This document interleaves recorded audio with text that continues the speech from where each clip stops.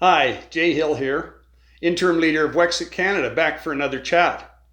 I want to speak to you about why I feel our western region of this beautiful country will never be treated fairly by central and eastern Canada. At the risk of instantly causing your eyes to glaze over and have you click off to watch something far more entertaining, let me tell you about our dysfunctional parliament.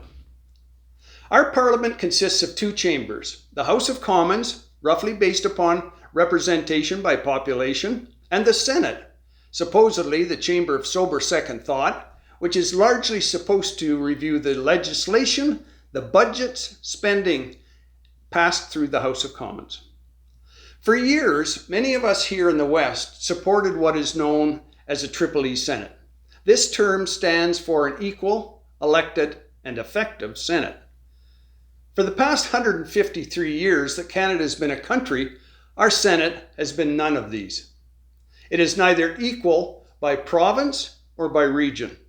There are 78 senators from central and eastern Canada and only 27 from all of the west and the north, making it even more stacked against us than the House of Commons, where the imbalance is 231 members of Parliament to 107.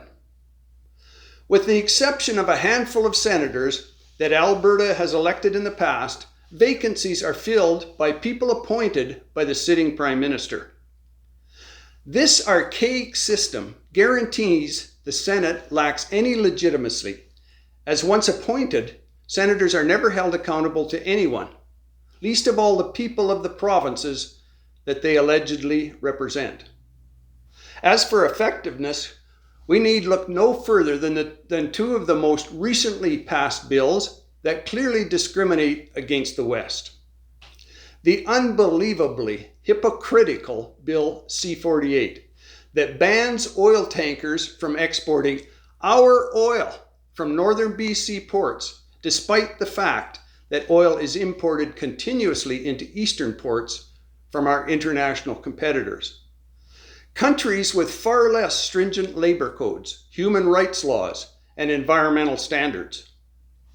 And then there's Bill C-69 that actually increases the cumbersome and lengthy bureaucratic roadblocks companies already faced in trying to build resource infrastructure, like pipelines.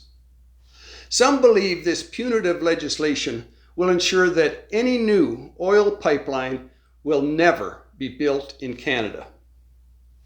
If we had a properly functioning Senate to protect the less populated regions of our vast nation from blatantly discriminatory legislation, these two bills would never have been allowed to become law.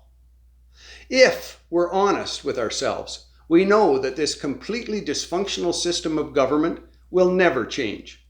So I ask, what parliamentary body will protect our interests in the future? Who can truthfully claim they will rebalance Confederation to ensure these types of laws are never passed again? Sadly, the answer is no one, regardless of party or leader. It is up to each of us to protect ourselves and future generations. And that is why we must elect parliamentarians that will always represent our interests. Till next time, stay safe.